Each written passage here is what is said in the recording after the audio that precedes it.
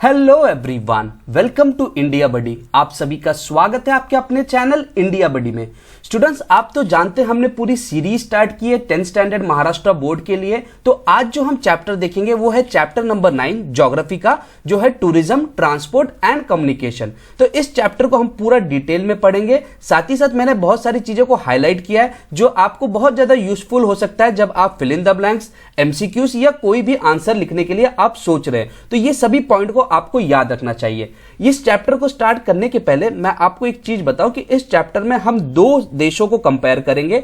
एक होगा Brazil and दूसरा होगा इंडिया। उनके कौन से चीजों को हम कंपेयर करेंगे? हम उनके टूरिज्म को, उनके ट्रांसपोर्ट को एंड उनके कम्युनिकेशन को करने वाले हैं। तो चलिए अब हम डिटेल में पेज बाय पेज इस चैप्टर को समझने की कोशिश करते हैं। हमारा एम है कि फ्री एजुकेशन फॉर इंडिया। तो अब हम अगर देखेंगे, जब ये चैप्टर स्टार्ट होता है टूरिज्म से, तो यहां पे अगर आप देखते हो आपको एक ग्राफ दिया है और इस ग्राफ में आपको क्या दिया है? इस ग्राफ में आपको बोला है कि नंबर ऑफ इंटरनेशनल टूरिस्ट दिया है और ईयर के हिसाब से उसमें मेंशन किया है कि कौन से ईयर। तो अगर आप देखेंगे जो पिंक कलर की लाइन है, डार्क पिंक, वो इंडिया की लाइन है, जबकि जो ब्लू कलर की लाइन है वो ब्राजील की है। तो अगर हम 1995 से देखेंगे तो ब्राजील और इंडिया लगभग सेम में था, लेकिन 2000 होते होते ब्राजील बहुत ज्यादा ऊपर हो गया। मतलब जितने भी इंटरनेशनल टूरिस्ट थे वो ब्राजील की तरफ बहुत ज्यादा जाते थे, ब्राजील में विजिट करते थे, जबकि इंडिया में उतना ज्यादा ग्रोथ नहीं हुआ। लेकिन 2010 आते आते इंडिया ने, अब देखा जाए तो इंटरनेशनल टूरिस्ट जो है उनको बहुत ज्यादा इंडिया ने अट्रैक्ट कर लिया।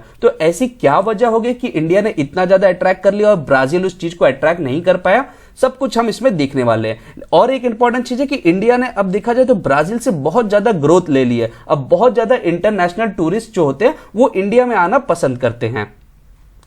तो अब हम जब इसके आगे बढ़ते हैं, हमको कुछ इंपॉर्टेंट चीज देखनी कि ब्राजील में ऐसा क्या है। तो ब्राजील को अगर देखा जाए तो ब्राजील का जो टूरिज्म होता है वो हमेशा ना नेचर के ऊपर ज्यादा है। मतलब वहां पे क्लीन व्हाइट सैंड बीच है, और फिर वहां पे अगर आप देखोगे अट्रैक्टिव सी कोस्ट है, ब्यूटीफुल आइलैंड्स है, फिर बहुत सारी चीजें वहां पे। इंपॉर्टेंट एक ये भी है कि अमेजॉन जो है फॉरेस्ट है, वहां पे सब कुछ आपको मिलने वाला है, deep dense forest of Amazon जो नदी है। फिर वेरियस बर्ड्स मिलते हैं, एनिमल, मतलब नेचर जो है वो बहुत ज्यादा अट्रैक्ट करता है। साथ ही साथ आपको याद रखना है कि ब्राजील की जो न्यू कैपिटल सिटी है ब्राजीलिया, जो यहाँ पे आपको दिख रहा है, is also a tourist attraction.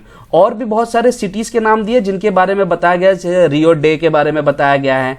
And अगर हम ऊपर जाके देखें, इसमें थोड़ा और स्क्रॉल करें, सायो पैलो के बारे में जो बताया गया, यहाँ पे जो ये बताया गया कि ये सब एक बहुत लार्ज सिटीज है जिनको टूरिस्ट जो है वो अट्रैक्ट होते थे। तो यहाँ पे बताया गया कि जो इंपॉर्टेंट है कि जो उनकी पॉपुलेशन है ज्यादातर ना वो टूरिज्म की तरफ बहुत ज्यादा इकोनॉमिक एक्टिविटीज में लगी रहती थी। तो ये आपको मेंशन किया है यहां तक। लेकिन जो सबसे बेसिक रीजन है कि ब्राजील में क्यों पब्लिक जाते हैं ज्यादा, उसका वजह था कि नेचर के लिए। तो इको टूरिज्म भी बहुत ज्यादा टर्म इस्तेमाल होता है। इको टूरिज्म का मतलब होता है कि आपका ऐसा टूरिज्म जहां पे आप नेचुरल चीजों को देखने जाते हैं। जैसे लोगों को बहुत शांत जगह चाहिए, पहाड़ों पे जाना, या अगर आप देखोगे बीचेस पे जाना। उसके बाद अगर आप देखोगे कुछ लोग फॉरेस्ट में जाते हैं। तो ये सर जहां पे एनवायरनमेंट से रिलेटेड, नेचर से रिलेटेड, तो वो ब्राजील में मिलता था इको टूरिज्म। तो क्या उसके अलावा ब्राजील में और भी सारी चीजें हैं, उसको हम आगे चैप्टर में धीरे धीरे देखते जाएंगे। अब आपको दिया गया यहां पे सेकेंड ग्राफ जो बहुत ज्यादा इंपॉर्टेंट है। सेकेंड ग्राफ में आपको क्या बोला जा रहा है? ये जो ब्लू कलर है ये आपको बताया जा रहा है कि percentage of population engaged in tourism and contribution of tourism in GDP. तो पहला आपको दिया है ब्राजील। तो ब्राजील में बताया जा रहा है कि करीबन 8%, नियर अबाउट 8% जो पॉपुलेशन है वो टूरिज्म में है। एंड जो उनकी रेवेन्यू जनरेट होती है टूरिज्म से, वो लगभग ब्राजील में अगर आप देखोगे तो नियर अबाउट 10% जा रही है।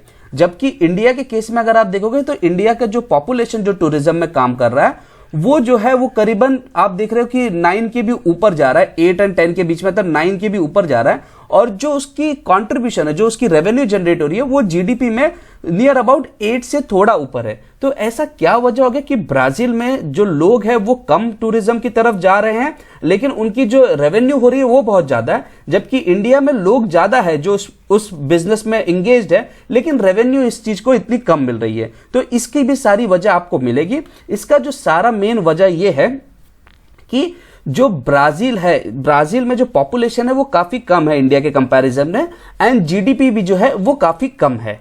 तो ये दो चीज आपको याद रखनी है कि ब्राजील में इंडिया से कम उनकी जीडीपी है एंड इंडिया से कम उनका पॉपुलेशन है।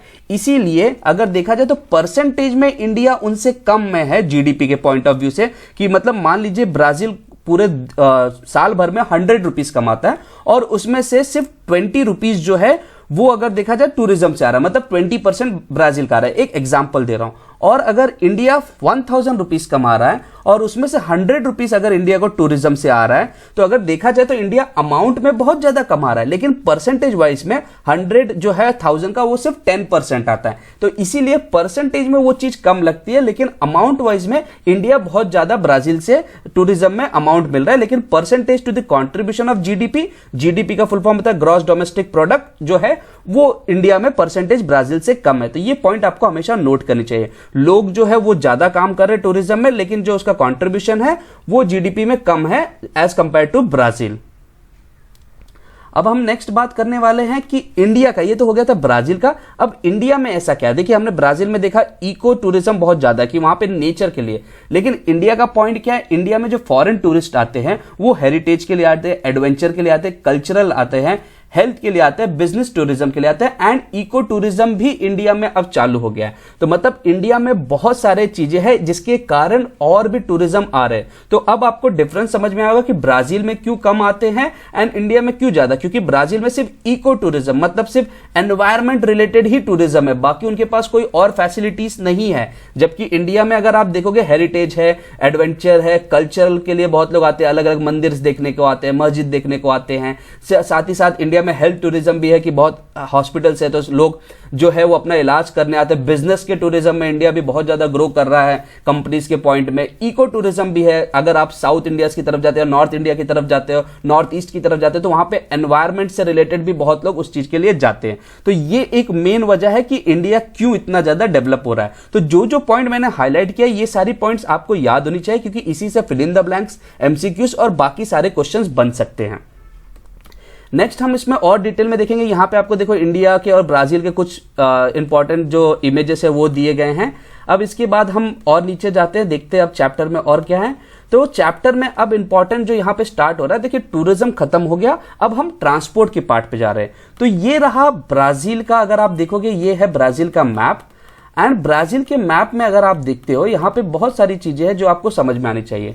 यहाँ पे देखिए जो रेड एकदम डार्क पिंक में जो मोटी पट्टी है वो मेजर रोड्स बता रहे हैं, जैसे आपको यहाँ पे दिख रहा है मेजर रोड्स, ओके। एंड जो ये जो थिन वाली जो पिंक है ये अदर रोड्स है। लेकिन रेलवे से अगर आप देखोगे तो कुछ इस तरीके से रेलवे दिखा है, तो आपको रेलवे सिर्फ इस पार्ट पे दिख रहा है। कैपिटल ऑफ सिटीज आपको दिख रहे हैं यहाँ पे, फिर यहाँ पे टूरिस्ट प्लेसेस दिखाया जा रहा है छोटे छोटे सर्कल्स में, जैसे यहाँ पे आप देख सकते हो, यहाँ पे देख रहे हो, यहाँ पे देख रहे हो टूरिस्ट प्लेसेस। एयरपोर्ट आपको दिखाया गया है, एंड ये जो एंकर शेप में ये आपको पोर्ट्स बता रहा है, जैसे यहाँ पे आप देख रहे हो पोर्ट्स है, यहाँ पे पोर्ट्स है।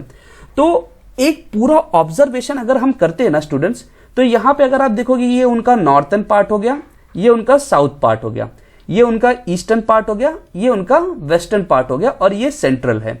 तो अगर आप देखोगे majority railways, majority roads, majority airports और मेजॉरिटी पोर्ट्स जो है ये अगर आप देखोगे सदर्न पार्ट में, जो खासकर साउथ ईस्ट वाला पार्ट है वहां पे सेंट्रल एंड सदर्न पार्ट में बना है। लेकिन अगर आप नॉर्दर्न पार्ट में देखोगे और वेस्टर्न पार्ट में, तो यहां पे ज्यादा डेवलपमेंट नहीं हुआ है। ऐसा क्यों है? इसका मेन वजह यही है क्योंकि उनका पूरा जो टूरिज्म है वो नेचर के ऊपर बैठा है। और नेचर कहां पे जाता है? लोग बीचेस पे जाते हैं, तो यहां पे बीच पूरा जो होगा ये समुद्र के हिस्से में होगा, क्योंकि यहां पे तो आसपास दूसरे देश है, तो समुंदर है, तो इसीलिए सब जो आपके टूरिस्ट स्पॉट है वो सब यहीं पे बने हैं। तो हुआ क्या कि ब्राजील में अगर आप देखो जाएगा तो दो डिवीजन जैसा हो गया, जो सदर्न एंड ईस्टर्न पार्ट है वो बहुत ज्यादा डेवलप हो गया, नॉर्दर्न एंड जो वेस्टर्न पार्ट है वो उतना डेवलप नहीं हो पाया। वजह अब आपको समझ में आया। तो इसीलिए प्रॉब्लम क्या है कि ब्राजील में एक तरफ ही बहुत ज्यादा डेवलपमेंट होता है और दूसरी तरफ उतना ज्यादा डेवलपमेंट नहीं हो रहा है, क्योंकि उनकी जो पूरी टूरिज्म की सिस्टम है वो नेचर के ऊपर बेस है। तो ये आपको एक चीज समझ में आनी चाहिए। जबकि इंडिया के केस में क्या है? इंडिया के केस में हम सिर्फ नेचर के अलावा हमारे पास हेरिटेज है, एडवेंचर है, हमारे पास कल्चरल है, हेल्थ है, बिजनेस है, तो इसलिए इंडिया में वो पूरा हर जगह पे स्प्रेड हुआ है, तो पब्लिक ज्यादा आती है। आई होप आपको ये चीज समझ में आ रही है। तो अब हम देखते हैं इसमें और डिटेल में क्या क्या चीजें यहाँ पे मेंशन की गई है। तो यहाँ पे आपको बोला गया है कि the most common method of transport is roadway. याद रखिए ब्राजील में सबसे ज्यादा रोडवे भी है जिसको इस्तेमाल किया जाता है, मतलब लोग रोड को ज्यादा इस्तेमाल करते हैं। ठीक है, तो कितना % लोग इस्तेमाल करते हैं रोड, तो यहां पे बताया गया है रोड के बारे में, हम ऊपर लेते हैं, half of the transport of this system, मतलब आधा जो उनका पूरे देश में जो ट्रांसपोर्ट होता है वो सिर्फ रोडवे पे होता है, मतलब सिर्फ रोड से होता है। तो यहां पे एक इंपॉर्टेंट चीज है कि ब्राजील जो है पूरी तरीके से रोड के जो मूवमेंट है उस पर डिपेंडेंट होता है। जबकि अगर हम वाटर वेव की बात करें कि क्या वहां पे ट्रेन है या वाटर वेव है, तो यहां पे बताया जा रहा है कि वाटर वेज जो है वो डेवलप हो रही है, लेकिन जो है वो सिर्फ अट्रैक्टिव पर्पस, मतलब सिर्फ टूरिस्ट लोग को अट्रैक्ट करने के लिए। एंड अमेजॉन रिवर जो है वहां पे वो बहुत ज्यादा डेवलप हो रही है। तो अगर आप देखोगे कि बोट्स के जो चालू हुए, वहां पे चालू हुआ, कहां से स्टार्ट हुआ है, इक्विटोस इन पेरू से स्टार्ट हुआ to the mouth of the river, Amazon river तक, एंड ये लॉन्गेस्ट वाटर वेव है। तो आपको याद रखना कि पेरू से अमेजॉन तक जो एक पूरा वाटर वे है वो लॉन्गेस्ट है, इसको याद रखना। कितना है वो 3700 किलोमीटर। ये एक इंपॉर्टेंट पॉइंट है जो आपको याद रखनी है। ऐसे ही आपको सदर्न फ्लो में भी यहां पे दिख रहा है, कोस्टल शिप्स जो है वो भी आपको कोस्टल एरिया, मतलब आप देख रहे हैं जो समुद्र का एरिया है ब्राजील का वो बहुत ज्यादा डेवलप हुआ है। तो क्या ब्राजील में रेलवेज एंड एयरवेज डेवलप हुए, उनके बारे में देखते हैं। तो यहां पे बोला गया the use of the train for long distance transport of the passenger is restricted to few urban tourist routes though it is cheaper, मतलब जो रेलवे है वो ज्यादा डेवलप नहीं हुए, मतलब सिर्फ कुछ ही लोकेशंस के लिए डेवलप हुए हैं। एंड जो भी डेवलप हुए वो ज्यादातर सदर्न पार्ट में ही डेवलप हुए हैं।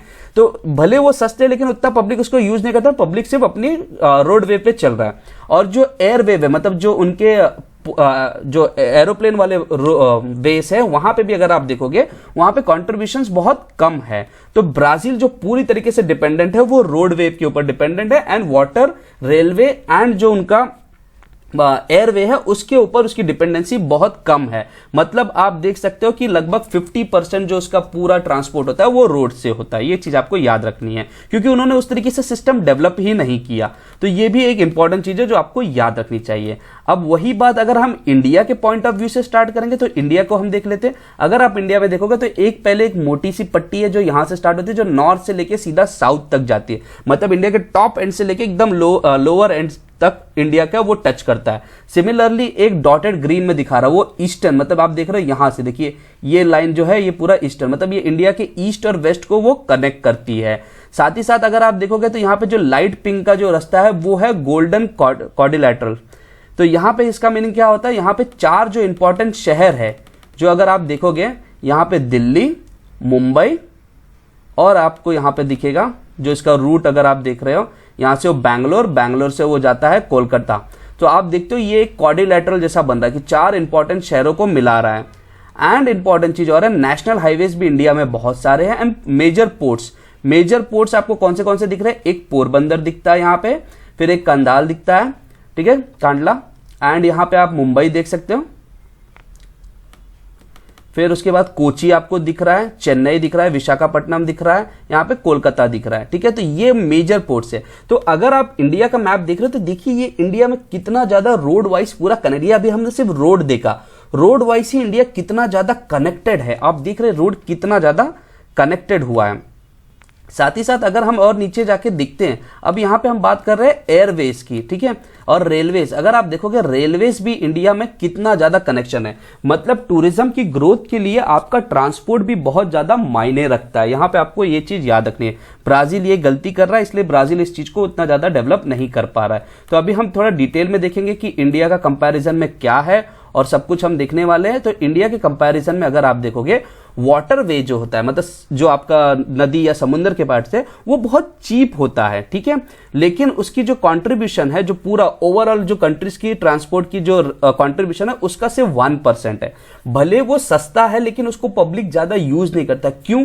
क्योंकि वो बहुत स्लो है। अगर आपको कहीं पे किसी शहर में जाना है या कहीं से मान लीजिए आपको मुंबई से गोवा जाना है या किसी भी सदर्न पार्ट पे जाना है, आप बाय रोड जल्दी पहुंच जाओगे। जबकि अगर आप देखोगे आप शिप लेते हो या बोट लेते हो तो उसमें काफी टाइम लगता है। भले वो सस्ता है लेकिन वो काफी ज्यादा आपको वक्त देगा। तो लोग आजकल क्या करते हैं, जो फास्ट हो, इसलिए जो चीज सबसे ज्यादा फास्ट होती है ना उसकी कीमत बहुत ज्यादा होती है। एरोप्लेन की टिकट की कीमत ज्यादा रहेगी एज कंपेयर टू ट्रेन की। फिर ट्रेन से जो अगर आप देखोगे शिप की जो होगी वो और सस्ते में होती है।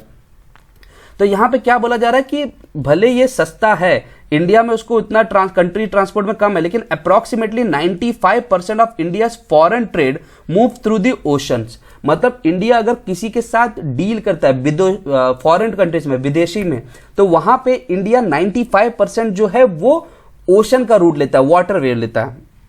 ठीक है, साथ ही साथ ये जो वाटरवे ये बहुत ज्यादा इंपॉर्टेंट होता है कि जैसे लक्षद्वीप हो गया या अंडमान निकोबार हो गया, तो इंडिया यहां से भी वाटरवे इस्तेमाल कर सकता है। तो कंपेयरिंग टू ब्राजील, जैसे यहां पे बोला comparing to Brazil, airwave India में बहुत ज्यादा डेवलप हो गया और लोग आजकल इंटरनल के लिए भी एयरवे इस्तेमाल करते हैं। मतलब किसी को मुंबई से दिल्ली जाना है या कहीं और जाना है, या आपको जम्मू कश्मीर जाना है, या आपको नॉर्थ ईस्ट जाना है, साउथ में जाना है, आजकल लोग फ्लाइट भी ले लेते हैं। तो वो बता रहा कि India internally as well as externally flight से बहुत ज्यादा कनेक्टेड हो गया है। तो ये भी एक इंडिया में मेजर चीज है जिसके कारण इंडिया में बाकी सारी चीजें डेवलप हो रही है। आपको एक चीज बताया जा रहा है यहां पे इंपॉर्टेंट, ऑलवेज रिमेंबर, ये बोला गया the development of the means of transport is an indicator of rapid progress of country. जिस हिसाब से आपका ट्रांसपोर्ट डेवलप होगा ना, उसी हिसाब से आपका देश भी डेवलप होता है। सो ये चीज याद रखिए, क्योंकि जब रोड्स बन जाएंगे तो वहां तक सामान पहुंचेगा, फिर ऑटोमेटिकली डेवलपमेंट चालू हो जाएगी। तो ये सारी चीजें आपको याद रखनी चाहिए। तो ये सारी चीजें जिससे आपके MCQs, fill in the blanks और बहुत सारे क्वेश्चंस बन सकते हैं। अब हम स्टार्ट करने वाले कम्युनिकेशन। हमने देख लिया टूरिज्म, हमने देख लिया ट्रांसपोर्ट, अब हम स्टार्ट करेंगे कम्युनिकेशन। सो कम्युनिकेशन में क्या है स्टूडेंट्स, यहां पे आपको इंपॉर्टेंट चीज याद रखना कि ब्राजील अगर देखोगे तो ये फ्रॉम वेस्ट टू ईस्ट में काफी बड़ा एरिया है, लेकिन इसका बड़े एरिया के होने के कारण ब्राजील ने अपने टाइम जोन जो है ना वो डिवाइड कर दिए हैं। जी हाँ स्टूडेंट्स, टाइम जोन को डिवाइड कर दिया, मतलब ब्राजील ने अलग अलग लोकेशन पे अलग अलग टाइम रहेगा। क्या ये इंडिया में है, हम उसको आगे पढ़ने वाले। तो Brazil has 4 time zone, important point two noted students, 4 time zone है। एंड अगर उस टाइम जोन को जीएमटी से, जो आपका एक्चुअल वर्ल्ड का जो एक मेन है जिससे हम हमेशा कंपेयर करते हैं, तो उससे वो 2, 3, 4, 5 घंटे पीछे होता है। मतलब चारों का जो है इंडिविजुअल के, एक यहाँ पे जो है ये 2 घंटा पीछे, फिर ये 3 घंटा पीछे, फिर ये 4 घंटा पीछे, और एक है जो 5 घंटा पीछे। तो ब्राजील का इस चीज को याद रखना है। तो ब्राजील ने इन जनरल क्या लिया है, इन जनरल ब्राजील ने 3rd वाला लिया जो 3 घंटा पीछे चलता है जीएमटी से। याद रखना है स्टूडेंट्स, जीएमटी एक लाइन जो लॉन्जिट्यूडनल की हमने डिसाइड कर ली है कि जिसको हमने बोला वर्ल्ड के लिए ये कॉमन है, और फिर जो आगे पीछे उसके हिसाब से हम टाइम कम ज्यादा करते हैं। तो आपको पता होगा कि अगर कोई इंडिया में है तो जितने टाइम इंडिया में हो रहा है जरूरी नहीं वही टाइम यूएस में होगा, वहां पे कुछ अलग टाइम होगा। और वो कैसे डिसाइड होता है, वो पूरा यही टाइम जोन में।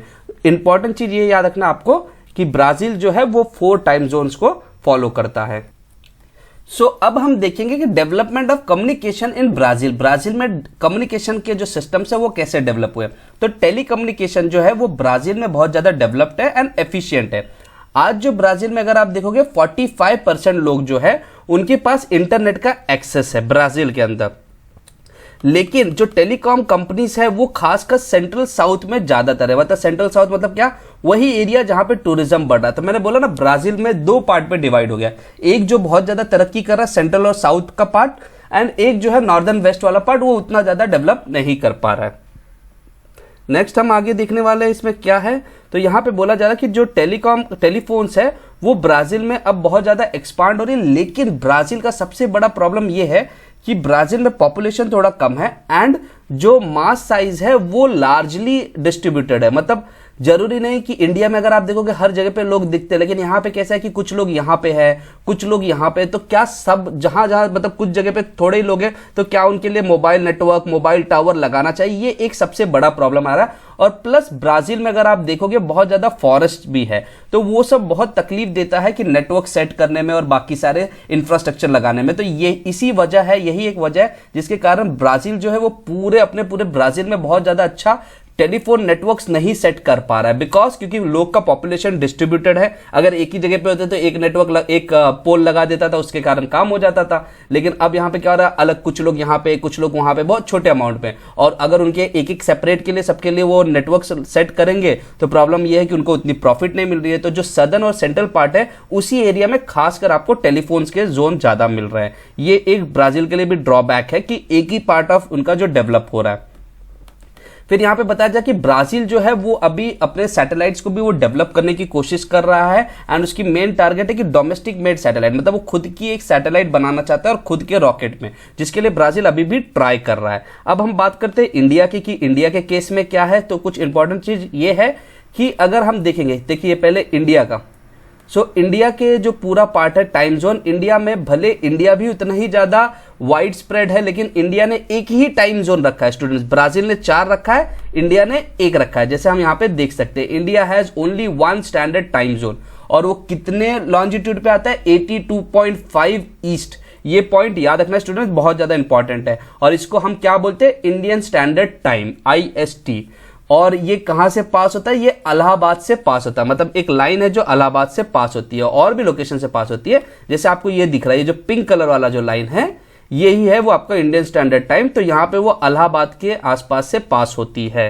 तो एक इंपॉर्टेंट प्लेस है इलाहाबाद, जो आपको याद रखना चाहिए।